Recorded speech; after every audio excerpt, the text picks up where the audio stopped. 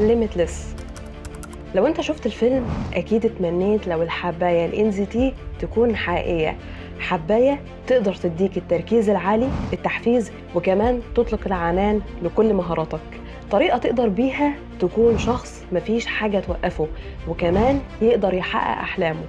وفجأة الواقع يصدمك إن الحباية مش حقيقية، وإنت ما زلت على وضعك تعبان بشكل مستمر، وكمان غير منتج. الوقت بيعدي والسنين بتمر وإنت زي ما إنت، وشعور إنك بتتأخر في حياتك بيزيد عندك أكتر، ما حققتش اللي إنت توقعت إنك تحققه. تبدأ تقول لنفسك بكرة هيكون أفضل، ولكن الأيام زي بعضها. طب لو أنا قلتلك إنك لو عايز تكون شخص ناجح وليميتلس، ده أمر ممكن جدا، مش عن طريق حباية سحرية، لأ، ولكن عن طريق سيستم مثبت فاعليته أي حد يقدر يطبقه، وكمان ببلاش. لو اتفرجت على الفيديو ده للنهاية والتزمت بالسيستم والخطوات البسيطة اللي هنتكلم عنها لأسابيع قليلة، أنا متأكدة إن حياتك هتتغير بشكل كبير للأفضل. فهل أنت معايا؟ يلا بينا. الخطوة الأولى، الطاقة أو مستوى طاقتك. من 12 شهر فاتوا حسيت نفسي ما كانش عندي طاقة أعمل أي حاجة خالص، وده كان بيحصل بشكل مستمر، دايما تعبانة حتى لو عملت مجهود صغير. وبعدين قريت جملة سخيفة جدا ولكنها غيرت حياتي: You control your energy level، يعني أنت المتحكم في مستويات طاقتك. شوف يا صديقي، في داخل كل واحد فينا في شخص عايز ينتخ طول اليوم وياكل أكل سريع التحضير، ما بيعملش حاجة مفيدة. ولكن في برضه جوه كل واحد فينا شخص نشيط جدا وعنده استعداد يكسر الدنيا. ولكن كمجتمع فإحنا بنحب نستنى المفهوم السحري اللي اسمه التحفيز، واللي هيخلينا نضغط على الزرار فنتحول من الشخص ده للشخص ده.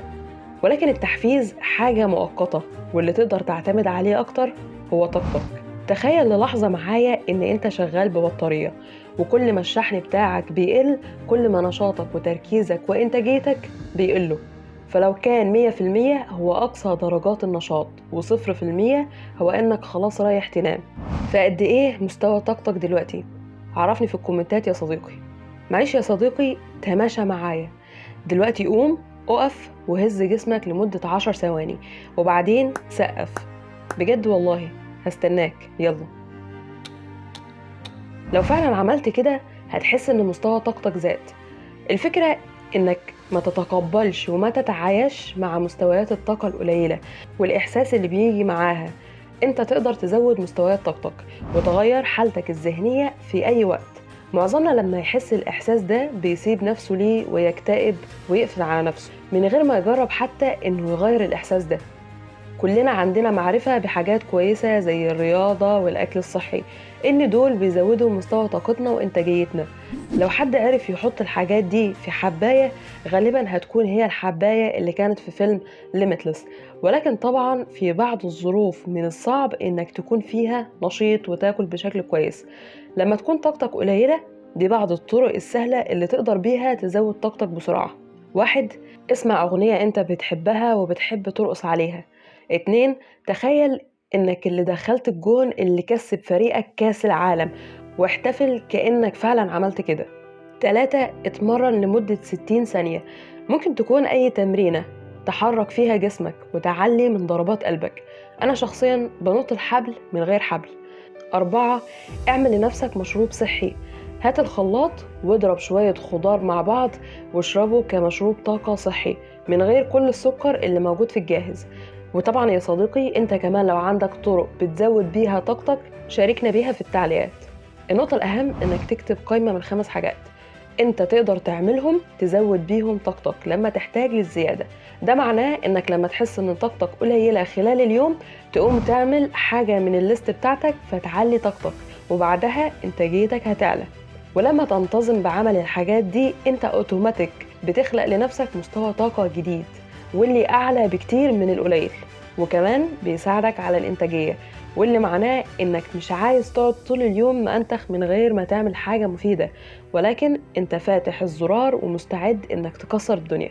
كده خلاص كتبت قائمة الطاقة بتاعتك. ننتقل للخطوة التانية، التركيز. من أكبر فوائد الحباية بتاعة ليميتلس هي القدرة على دخول مرحلة التركيز العالي، وهي المرحلة اللي ما فيهاش أي تشتيت، وإن أي حاجة بتخلصها تحس إنك بتخلصها بدون مجهود. الفكرة بقى إن مرحلة التركيز العالي دي حقيقية، أنت بس محتاج تستخدم تكنيك معين علشان توصل لها. بجانب قائمة مستوى الطاقة بتاعتك هتعمل قائمة للتركيز، تشيك ليست، هتمشي عليها بمجرد ما تبدأ تشتغل. دي بعض النقاط اللي موجودة في قائمتي. 1. حط سماعتك واسمع موسيقى تكون موسيقى لفيلم مثلا، واسمعها بشكل متكرر. الموسيقى دي علشان ما فيهاش كلمات هتقدر انك تركز اكتر في شغلك وانت بتسمعها، وكمان كل ما كانت الموسيقى لفيلم خطير كل ما ده هيحسسك انك بتشتغل على حاجة عظيمة هتنقذ بيها العالم. 2. قطاعات العمل او الورك بلوكس، ده مفتاح كبير من مفاتيح الانتاجية، معروفة عندنا باسم تكنيك بومودورو، وده بيحصل لما بتقسم الشغل اللي وراك لتاسكات صغيرة تشتغل لمدة 25 دقيقة وبعدين تريح 5 دقايق. ايه ده يا لا، ما احنا عارفين النقطة دي، ولكن صدقني يا صديقي النقطة دي فعالة جدا. اولا نزل على فونك تطبيق تايمر، لانك محتاج انك تكون شايف الوقت وهو بيعد، وده علشان تدي لنفسك احساس بالاستعجال والديدلاين. ثانيا ال5 دقايق بتوع الراحة دول علشان ما تستهلكش نفسك، وكمان بتديك وقت انك تعمل حاجة من قائمة الطاقة بتاعتك. ثالثا التكنيك ده معناه انك تقسم المهام الكبيرة لمهام صغيرة بتخلص في 25 دقيقة، وده اللي بيخلي المهام الصغيرة في مقدورك انك تخلصها، وبتبني كمان احساس بالزخم وبتديك قوة دفع للتاسك اللي بعده. 3.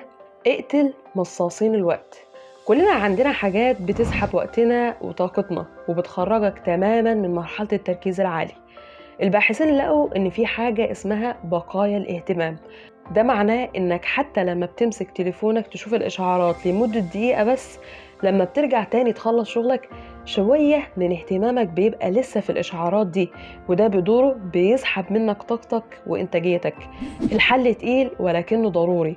حط تليفونك على وضع الصامت او عدم الازعاج، نزل على المتصفح بتاعك تطبيق بيمنع اهدار الوقت، وعرف الناس اللي حواليك انهم ما يعملوش ليك ازعاج في خلال ساعات معينة. ولو في حاجة انت بتعملها بتشتت انتباهك وتسحب انتاجيتك، دور على طريقة تبعدها، واضمن لك انك هتدخل في حالة التركيز العالي واللي فيها هتحس فعلا انك limitless. الخطوة الثالثة الهدف النهائي او الهدف الاعظم، دي اهم خطوة فيهم، لان انت هتكون استاذ في تعديل مستويات طاقتك، والتركيز هيخليك تشتغل بشكل اذكى، وكمان هيديك احساس حلو. في أول الفيديو أنا وعدتك إنك هتشوف تغيير جذري، وعلشان كده محتاجين الخطوة الثالثة. ولكن الأول ده وقت السؤال الكبير، إيه اللي أنت عايز تحققه؟ إيه هو هدفك النهائي؟ هل إنك تشتغل في شغلانة معينة؟ إنك تكون خبير في مهارة معينة؟ أو إنك تعمل كمية معينة من الفلوس؟ ممكن يكون أي حاجة، المهم إن يكون الهدف اللي أنت فعلا عايز تحققه. لأن لو أنت ما عندكش هدف كبير، حاجة كبيرة أنت بتشتغل تجاهها، هيكون من السهل جدا أنك تمشي في الحياة كده وخلاص، لأن مفيش هدف أو غاية أنت بتشتغل ناحيتها، ولا حتى الاحتياج أنك تجتهد في شغلك. في بقى سر الناس مش بتاخد بالها منه، أنت محتاج تحط سبب عاطفي للهدف بتاعك. خلينا نقول أن الهدف بتاعك أنك تعمل مليون أيا كانت العملة. روح لمستوى أعمق واسأل نفسك ليه؟ ممكن أنك عايز تعمل مليون علشان تعيش أهلك العيشة اللي فعلا يستحقوها، أو أنك مش عايز تقلق على الفلوس بعد كده ويكون عندك إحساس بالحرية. أضمن لك يا صديقي أنك لما توصل لدرجة من الصراحة العميقة مع نفسك في ليه أنت عايز الهدف ده، ده اللي هيخليك تستمر لما يكون ما عندكش تحفيز والأمور صعبة. وبعدها ما ينفعش يوم يعدي من غير ما تفكر في هدفك الكبير وتتخيل انت ليه عايز تعمله، لان ده اللي هيصحيك الصبح وهيساعدك انك تكمل وتستمر. ولكن طبعا احنا محتاجين سيستم علشان نحقق الهدف ده. هنا بقى في مفهوم مهم جدا، وهو اللي بيفرق بين الاشخاص المنتجة بشكل عادي والاشخاص الخارقين. مفهوم بريتو، The Pareto Principle. المفهوم ده بيقول إن 80% من العائد أو النتائج بيجوا من 20% من الأفعال. بشكل أبسط عدد قليل من الأمور هو المهم والباقي مش مهم. لو انت هتحقق حلمك الكبير، انت محتاج تعرف ايه هي المهام او الامور اللي هتساعدك في تحقيقه، وايه اللي مش هيساعدك فتحذفه او تأجله. على سبيل المثال، لو انت عايز تعمل دخل كبير ليك، ايه هي 20% من المهام اللي هتخليك تعمل الهدف ده؟ هل هي انك تضيع وقتك في مكالمات او اشعارات او امور مش مهمة، ولا انك تدور على شغل تاني او تترقى في شغلك او تخلق حاجة تزود بيها دخلك؟ علشان توصل لحالة الليميتلس، المفروض انك تركز على امور اقل ولكنها الامور اللي فيها العوائد الاكبر. معنى انك ليميتلس مش انك بتشتغل بشكل مستمر، ولكن في الحقيقة الراحة كويسة والنوم لوقت كافي مهم جدا. احساس انك خارق للطبيعة معناه يا صديقي انك بتشتغل بشكل اذكى ومركز على الحاجات المهمة بس اللي هي هتوصلك لهدفك. بص على عاداتك ونشاطاتك اليومية يا صديقي من خلال عدسة 80-20. دي أسهل طريقة تقدر من خلالها تتوقع مستقبلك. لو لقيت حاجات كتير مش بتحركك خطوات كبيرة أقرب لهدفك، احذفها أو أجلها أو فوضها لحد تاني يعملها بدالك. ال3 خطوات دول هم بالظبط مفعول حباية الليميتلس. 1. اعمل قائمة للطاقة. 2. اعمل قائمة للتركيز. 3. املي يومك بمهام تقربك أكتر لهدفك. ولكن لو انت لسه بتتفرج على الحلقة للحظة دي ومتضايق انك عارف كل ده أصلا، فانت على حق، ده مش سر. الموضوع بسيط جدا. علشان تغير حياتك 180 درجة وتحصل على الحاجات اللي انت عايزها، ولكن بسيط مش معناه سهل، ولكن معناه التضحية.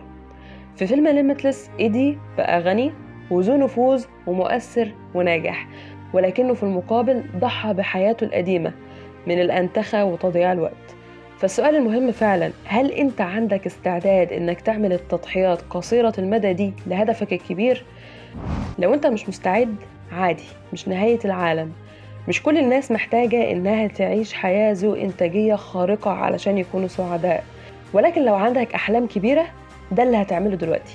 هات ورقة بيضة وارسم فيها 30 مربع. ده بيمثل ال30 يوم الجايين من حياتك. اكتب في أول الورقة كعنوان هدفك. اكتب في كورنر من الورقة قائمة الطاقة بتاعتك، والكورنر التاني قائمة التركيز. وأخيراً الزق الورقة دي على الحيطة عندك في مكان انت بتشوفه بشكل مستمر. وفي خلال ال30 يوم الجايين انت هتجرب ال3 خطوات دول. كل ما طاقتك ما كانتش عالية، اعمل حاجة من قائمة الطاقة، ولما تبدأ تشتغل هتطبق قائمة التركيز. ولما تقرر ايه اللي هتعمله كل يوم، هتختار التاسكات والمهام اللي بتأثر بشكل كبير جدا في تقريبك من هدفك. وفي نهاية كل يوم هتحط اكس كبيرة في مربع اليوم لو عملت طبعا ال3 حاجات. لو ما عملتش ال3 حاجات هتسيب المربع فاضي. تقدر يا صديقي تستخدم الطريقة دي برضو علشان تبني أي عادة، ولأنك مش عايز تسيب مربع فاضي هتلاقي نفسك من غير ما تحس بالوقت أتقنت العادة دي. وده اللي تقدر من خلاله تحقق أي حاجة. لو قدرت إنك تلتزم بس لمدة 30 يوم بال3 خطوات دول، هتلاقي نفسك بعدها بتستخدم التكنيك ده بشكل لا واعي، أو بكلمات تانية هتكون في طريقك لإنك تكون شخص ليميتلس غير محدود وناجح وخارق. بس كده. لو الفيديو عجبك يا صديقي، شرفني باشتراكك في القناة واعمل لايك على الحلقة وشير الحلقة مع أقرب الناس ليك، وكمان شوف أي حلقة من الحلقتين دول هيفيدوك جدا. شكرا ليك يا صديقي على مشاهدتك للحلقة. أشوفك إن شاء الله في الحلقات الجاية.